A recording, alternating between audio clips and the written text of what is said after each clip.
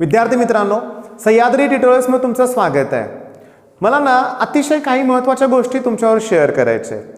जेव्हा एखादा नवीन मुलगा माझ्याकडे ॲडमिशनला येतो तेव्हा सुरुवातीला मी त्याला बरेचसे प्रश्न विचारतो, त्याचा अभ्यास कितपत झाला हे मला जाणून घ्यायचं असतं। पण बऱ्याच वेळ बघितलं मी, अतिशय ब्रिलियंट मुलगा असतो पण पालकांसमोर प्रश्नांची उत्तर देताना गडबड होतेच मुलांकडून।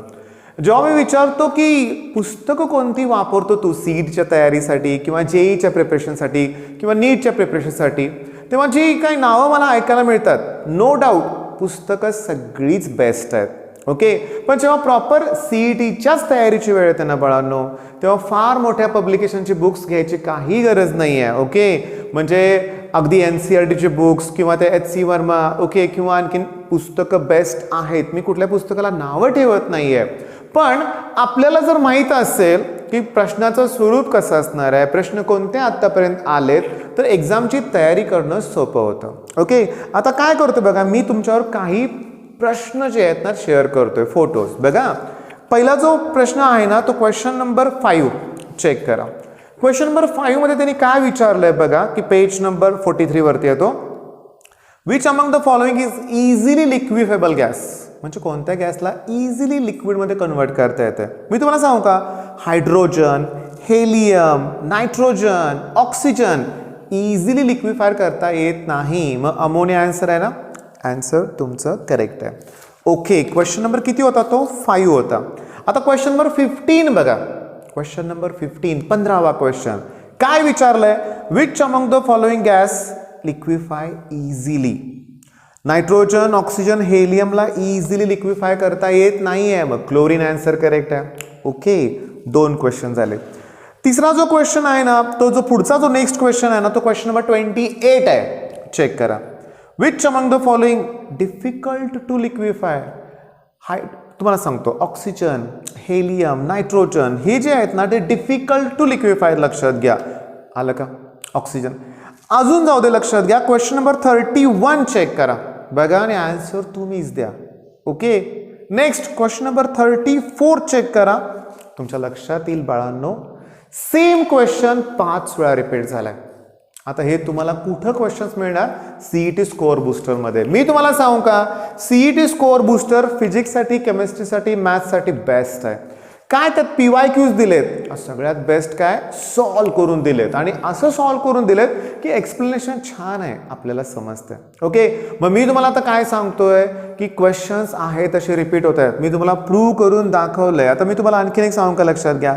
आता क्वेश्चन नंबर 9 बघा, सोडवायचं नाहीये, बघा तरी क्वेश्चन नंबर 9 वाचा, काय दिलंय, 2 moles of an ideal gas, 546 kelvin temperature आहे, व्हॉल्यूम 44.8 लिटर दिलाय, आणि व्हॉट इज द प्रेशर विचारलंय, ओके। चला सॉल्व नाही करणार मी, पण आन्सर याचा 2 ॲटमॉस्फेरिक आहे, मला फक्त दाखवायचं आहे तुम्हाला। क्वेश्चन नंबर 9 आहे ना, लगेच नेक्स्ट इयरला बघा की क्वेश्चन नंबर 20 चेक करा बघा। क्वेश्चन नंबर 20चा फोटो मी तुमच्यावर शेअर केलाय, तेच आहे, 2 मोल, टेम्परेचर तेच आहे, व्हॉल्यूम पण तोच आहे, प्रेशर विचारलंय, मग अशी आन्सर 2 ॲटमॉस्फेरिक होतं, आता पण तेच आहे, फक्त 1.998 आहे तसा क्वेश्चन रिपीट होतोय सीईटीत। बरं, हे झालं केमिस्ट्रीमध्ये म्हणूया आपण। मी तुम्हाला सांगू का, माझ्याकडं ॲडमिशनसाठी किंवा चौकशीसाठी जेव्हा एक स्टुडंट येतो एखादा, जेव्हा तो तणावात असतो ना, पहिल्यांदा त्याला मी स्कोअर बूस्टर दाखवतो आणि त्याच्यावरचा तणाव बराचसा कमी करतो। रिझन काय, रिझन असंच आहे, लक्षात घ्या, की एक कॉन्फिडन्स येतो मुलांच्यात, चला क्वेश्चन्स सोपे आहेत, आपण एवढं जरी केलं त्यातलेच येणार आहेत। आता मी मॅथ्सचं घेतलंय, डेरिव्हेटिव्ह टॉपिक घेतलाय, क्वेश्चन नंबर 8 चेक करा। मी सोडवणार नाहीये, मी अगोदर सांगितलं, फक्त मी तुम्हाला सांगतोय। ऍक्च्युली या टाईपचे लेक्चर्स आपण सह्याद्री मॅथमॅटिक्स प्लस वरती डेरिव्हेटिव्ह सॉल्व्ह करून दिलंय, आपल्या चॅनलवर पण आहेत शॉर्टकट्स, लक्षात घ्या। पण क्वेश्चन नंबर 8 नंतर आता क्वेश्चन नंबर 18 बघा, डेरिव्हेटिव्हचा 18 root sine x same question आहे। आता मी तुम्हाला सांगू का, एक लक्षात घ्या, सगळेच क्वेश्चन्स रिपीट होत आहेत।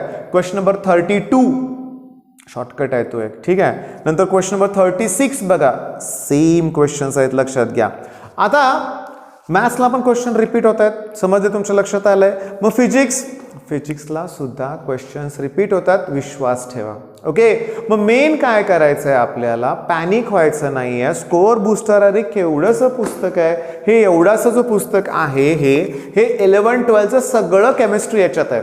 गॅरंटीनं याच्या बाहेरचा कुठला क्वेश्चन येणार नाहीये.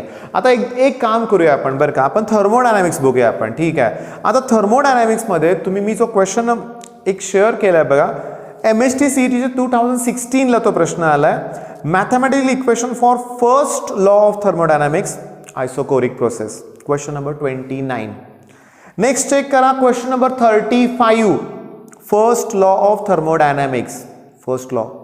Next question number 37, first law परत विचारलाय.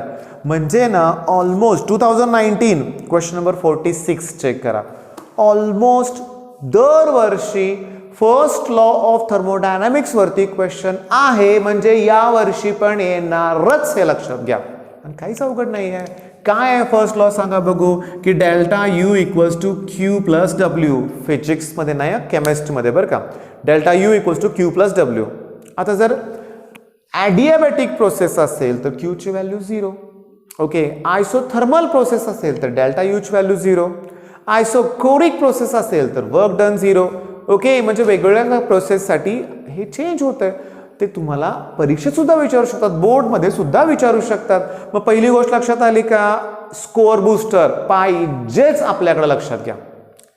सगळे MCQची प्रॅक्टिस त्यातूनच करायचे, हे लक्षात घ्या. मग आता तुम्ही म्हणाल सगळं ते ठीक आहे, बरं मग हे का नाव लिहिलंय, अरिहंत पब्लिकेशनचे सॉल्व पेपर्स, त्यात सगळे पेपर्स त्यांनी एकत्र दिलेत बरं का, लक्षात घ्या. आणि तेही आपल्याला उपयोगी पडतंय. ठीक आहे, त्यात पण सोल्युशन्स दिलेले आहेतच.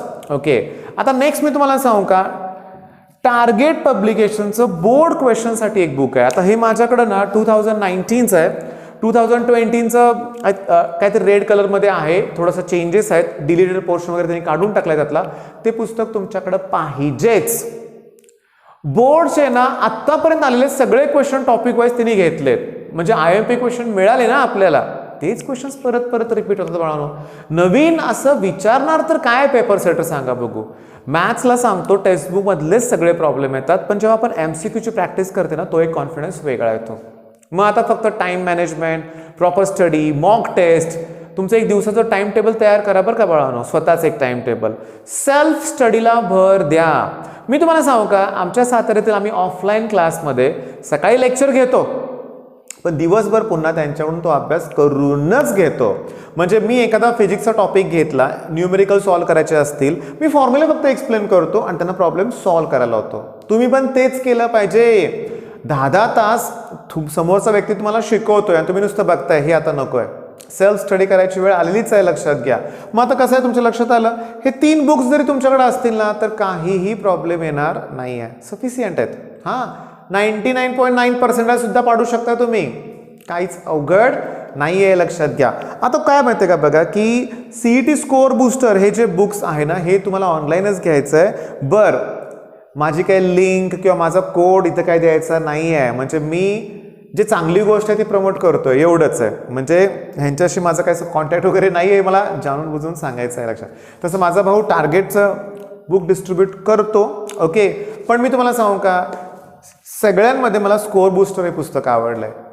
कारण सांगतो, लक्षात घ्या. आता माझ्या इथं मी तुम्हाला सांगितलं, माझ्याकडे प्रत्येक सब्जेक्टच्या अशा फाईल्स आहेत आणि मी YC कॉलेज, सह्याद्री कॉलेज, आमच्या इथले बेस्ट कॉलेजेस आहेत, ह्यांचे युनिट टेस्ट होऊ दे, सेमिस्टर, सगळ्यांचे पेपर मी असे फाईल करून ठेवलेत. पण CETचं मला मिळतच नव्हतं ना. कारण तुम्हाला सांगू का, ऑनलाईन आत्ता एक्झाम व्हायला लागली, तुम्हाला पेपर मिळायला लागले, पण त्याच्या अगोदर ऑफलाईन एक्झाम व्हायची. आणि काय व्हायचं माहिती आहे का, की पेपर झाला की ते एक्झामिनर ते पेपर काढून घ्यायचे, मुलांना घरी पेपर देतच नव्हते. त्यामुळे सगळे मेमरी बेस्ड क्वेश्चन्स असायचे. ओके, आणि त्यामुळे प्रॉपर आपल्याला कळत नव्हतं, ॲनालिसिस करता येत नव्हतं. आता कसं तुम्हाला मी सांगितलं, की फर्स्ट लॉ ऑफ थर्मोडायनामिक्स येणार म्हणजे येणारच, लक्षात घ्या. ओके, हे कशावरून कळालं मला, मी ॲनालिसिस केलं ना. मी तुम्हाला सांगू का बाळांनो, की इंटिग्रेशन सुद्धा ह्यातलं तुम्हाला सोपं वाटेल. तेच. बरं, मग आता मी तुम्हाला सांगू का, तुम्हाला ना आपलं चॅनल पहिला सबस्क्राईब करायचं आहे, जास्तीत जास्त मित्रांबरोबर शेअर करायचं आहे. कारण गेले मी 4 दिवस बघतोय, आपण डेली व्हिडिओ अपलोड करतोय, पण सबस्क्रायबरचा काउंट कमी होतोय, कमी. रिझन मला माहिती आहे. आता लास्ट इयरचे काही मुलं अनसबस्क्राईब करत असतील, त्यांनाही मी रिक्वेस्ट करेन उलट तुम्ही जास्तीत जास्त मुलांना शेअर करा. ओके, सबस्क्रायबर वाढलेच पाहिजेत, कारण मला जास्तीत जास्त मुलांपर्यंत पोहोचायचंच आहे. त्यासाठी मी प्रयत्न करतोय. डेली तुम्हाला 3 व्हिडिओ आम्ही प्रोव्हाइड करणारच आहे. ओके, 3 व्हिडिओ आणि अगदी ठरलेल्या टायमिंगलाच आम्ही प्रोव्हाइड करण्याचा प्रयत्न करतोय. ओके, आणि होतं कसं बघा, मी तुम्हाला सांगू का माझा अनुभव.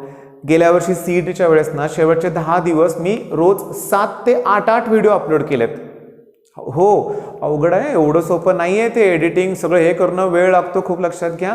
पुन्हा ऑफलाईन क्लासेस मॅनेज करत हे करणं कठीण आहे, पण मी करतोय. ओके, मी करणार आहे. ओके, पण तुमचा सपोर्टची खूप गरज आहे, लक्षात घ्या. ठीक आहे.